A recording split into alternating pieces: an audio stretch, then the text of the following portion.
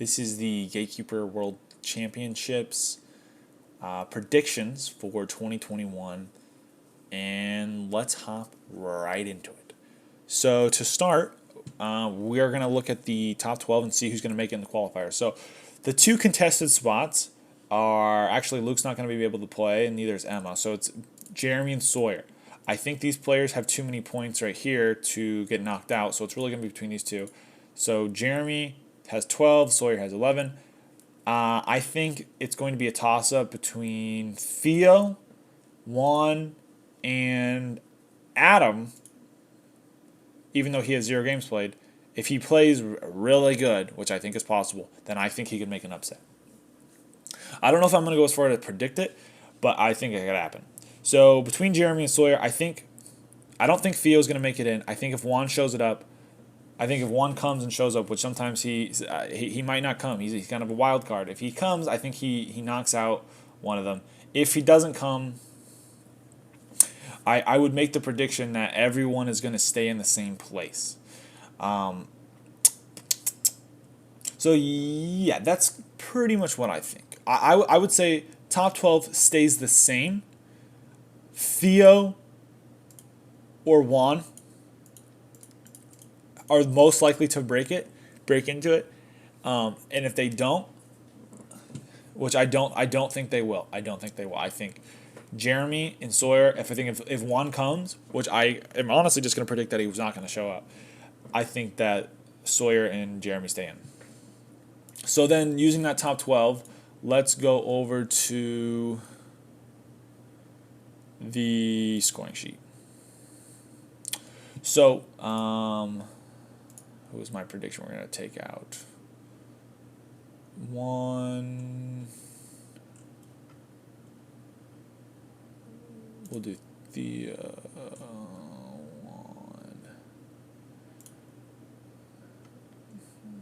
Oh, also Jaden. Jaden's a character right here. He's a player right here. He's a new player. He did really good in 2020. If he brings that same level of play that he had in 2020 to the tournament, then he could win. But if not, then he's probably not going to make it. But I kind of predict that the top 12 will stay the same. Maybe Theo or Juan will knock someone else. So let's see. I think do I have everybody? 1, 2, 3, 4, 5, 6, 7, 8, 9, 10, 11, 12. Oh, let me get Jaden off. Let me get Adam off. Let me get Juan off.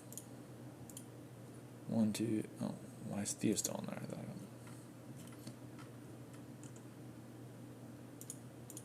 okay. 1, 2, 3, 4, 5, 6, 7.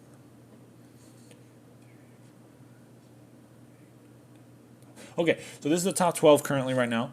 I do believe they will all make it and qualify into the semis.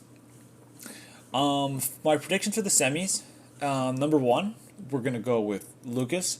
He's been playing really good. Out of everyone who has like 10, 13, out of all the people who have 10 to 13 games, which would be the upper half, let's see. He has by far the best stats. You can see he's right here. This is Lucas. So Lucas has a 75%. He has only played 10 games. He didn't even play 13. But he has a 75% win rate. He's got a 30% win rate, 75% GK win rate, which means that every time he becomes Gatekeeper, he's got a 75% chance of winning. And then he's got a point per game of 2.5, which is the highest, and a GK efficiency of 2.25, also very high. So I think he's going to make it in. I think Danny's going to make it in because he's played the most, has the most points, and he has the most kills, and the kills I think are key. His stats are probably the second highest out of anybody, GK win percentage of 60, at least out of the consistent 6, which I guess we'll call them. But I think him getting kills using the Black Gate will help him to increase his odds throughout the 3 matches that he has to win. And of course, the way the semifinals are being played are you have to, if you win one, you're safe. So the amount of players goes down every game. You'll have 6 players first one, someone wins, then you'll have 5 games the next one, then you'll have 4 players, and then that'll be it. So those 3 people make it in, and it's seeded. It's because there's going to be 2 tables of 6. So because of that, anyway, I think Danny's going to win. He'll stay in. And I think from there, there's a bit of a toss-up. Before you get into the toss-up, let's do Drew. I think Drew's going to make it in. So we could say the bottom 6 here as far as like the people who played the least. I think Drew's most likely because he's very consistent, number 1. And I don't believe he'll be a first game winner, but I believe he'll win on the second or third game. And mainly because he's the only person who really plays Green Gate. I and Andrew contest that, but I don't believe that we contest it enough for him to not safely sit at green the whole game and then win on a second rotation Gatekeeper. I do believe Drew will win a game. Next to Drew, Danny, and Lucas, so then I believe we're going to have, and this is where the toss-up comes in. So first off, we have Josh and Amador. So let's go back here. If we look at win percentage, Josh and Amador have a win percentage of 150%. So let's talk about that for a second. Josh played 4 matches, 2 at a low-ranked table and 2 at a high-ranked table. The 2 against the low-ranked table, he played incredible. The 2 against the high-ranked table, he played very okay. That being said, that means Josh is very consistent.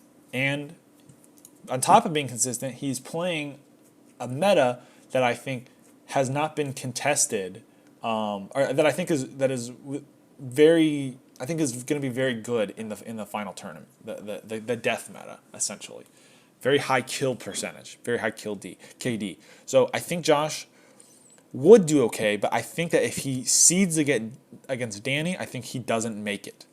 At least not first round. If he makes it in, he'll be a last round. But I don't believe Josh is going to make it because of his performance against high-ranked players. Amador, on the other hand, has only played 2 matches. And in those 2 matches, he's gotten 16 points. He's gotten 8 points per game. He has a 100% win rate. And both of those games, and this is the key, he has a GK efficiency of 3, which means he captured Gatekeeper first, and he survived for 3 rotations. I do not believe that a player like Amador, although like for some players this would be a fluke, for him I don't think it's a fluke because he did it against low ranks and high ranks in those 2 games. And I just think that these stats are too good to knock. I think that for sure Amador's been a sleeping giant. So here we have, let's see, so far we have Amador, Lucas, Danny, and Drew. Those are the first 4. So then at the bottom 2, it's a hard toss-up. We have the big 3, Sawyer and Jeremy, Mason, who's a rookie, and then Josh. As I mentioned before, I do not think Josh is going to make it because his win rate against the high-ranking players I think is too low. I don't think he's going to carry these stats against the high-ranked players. Sawyer and Jeremy. I don't think Jeremy is going to make it in because Jeremy doesn't have the skill at a high level to make it past. He'd have to get very lucky. Sawyer, on the other hand, is developing his skill. He started playing the Dragon meta after switching from playing the same style as Drew, and I think that style could help him, but it really just depends. It takes a lot of good decision making to win with the dragon strat or dragon hunting, and I wouldn't peg him as the one to win. Now that being said, of the big 3, me, Ethan Miller, and Gabe, I would like to say all 3 of us would make it, but unfortunately there's only 2 spots left on my prediction, and we have some stat issues. Gabe Frayne has a win rate of 0% and a capture rate of 0.15. Likely, Gabe won't even capture the center in those 3 games. Statistically, he won't. He won't capture it. And if he does, his Gatekeeper efficiency is only 1, which means he'll probably only survive 1 rotation. That being said, I don't think he's going to make it. Ethan, on the other hand, has a higher chance. In fact, I think Ethan and Andrew are probably split to make one. The thing with Ethan is that Ethan are probably equal 50-50 on whether or not they're going to make it. The only problem is that Ethan has to contest Lucas for certain gates.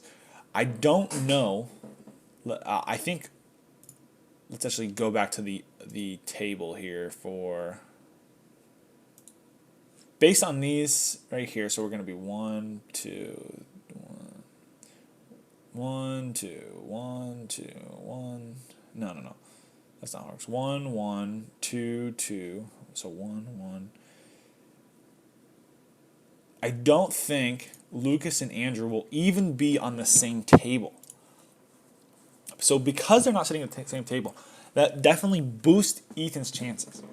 So I do think because Ethan and Andrew are not going to be the same table, or Ethan and Lucas are not going to be the same table, I do think that increases Ethan's chances over Andrew to make it, since he won't be contested. I think if Andrew makes it, I think Andrew has the skill to make it, but he doesn't seem to have very good stats right now. With that being said, he still is very highly skilled. So it really just comes down to, I mean, like we can also consider Mason, but like the problem with Mason, although he has decent stats, I don't think he has the experience to replicate his early winnings against low-ranked players and beat out either me or Andrew or Gabe. So really, it's going to come down to us four, I think, that are going to make it into the final two of the bottom six, of the top six. So, who's going to beat? If I'm making a real prediction, I can't predict Gabe. I cannot predict Gabe. He does not win enough games. In fact, he's won 0 games out of 13 matches. So, what are the chances he wins 1 out of the next 3? I don't think he's going to do it. As I said, Ethan and Lucas won't be playing against each other. So I do think Ethan's going to be one of those players. So then it comes down to me or Andrew. Now, because I love my brother and I don't want to make a prediction against him, I'm just going to let the stats do the talking. Andrew has a higher KD than me, but he has less center captures. So I have a center capture rate of, let's see, captures per game. I have a capture per game of 0.4, which is the highest out of anyone who plays all the time. There's a couple people who kind of have higher, but like they don't have as many games as me. So if we look at the games played, you can see me and Danny, I guess, are tied. And then there's Lucas here, but like I already predicted, they're going to win. So I do believe that I'm going to pull it in just because I capture center most games. And I think if I capture center out of the next 3 games, I think for sure I'm going to capture it at least once. And with that, I think that I will most likely make it in. So, what did I have it on before? Let's see. Okay, so let's, again, me, Andrew, and... Okay, so me, Andrew, and Andrew. So I think I'm going to capture center. I don't know if Andrew will. So that's the thing. Andrew has only 2 center captures in 10 games. I have 5 and 13. So that's obviously higher. We both have the similar amount of rotation survive. So that actually works in his favor. If Andrew captures center, he does have a higher chance of winning. But like I think my Gatekeeper conversion rate is actually the lowest out of everyone. Let's see. 40%. I have a GK efficiency of 0.6, which is not great. It's actually the worst. So if Andrew captures center, he probably wins. But for me, or if Andrew and I are in the same game, which I don't think necessarily affects it. Honestly, it's really hard to tell. I have a higher points per game. I have a higher win percentage. I have a higher capture rate, but I have a lower efficiency rate. Andrew wins 50% of the time he becomes Gatekeeper. So what this is going to come down to is a head-to-head. I think statistically, I win and I go to the grand finals. But he could upset me. I'll give him that. So anyway, so my top 6 are going to be Amador, Danny, Drew, Ethan Miller, Lucas, and Mason and me. So this is the top 6 in my opinion. All right, do I have 6 people here? 1, 2, 3. Oh shoot, I forgot to get rid of Mason.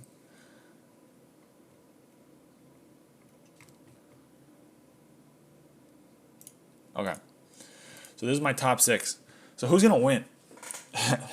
So this is, I mean, it's really hard. We're gonna play 4 games for sure, and only one person can win each game, because those out of those, basically what happens is it's the same thing as the semifinals. You win one and you're out. Okay. After we have 4 wins, then we go to the grand final. So essentially, we're playing first to 2 wins, but 4 players will have a win no matter what. So, of those 4 players, here's the biggest thing. Number 1, Amador is a choker, and this is where I really come big in my predictions. I don't think Amador's good. I think Amador skillfully will 100% be able to play well, but I think nerves-wise, I think he's gonna play terrible, because Amador is very unlucky, and Amador's existence only is there so that he can get clutched on by other players.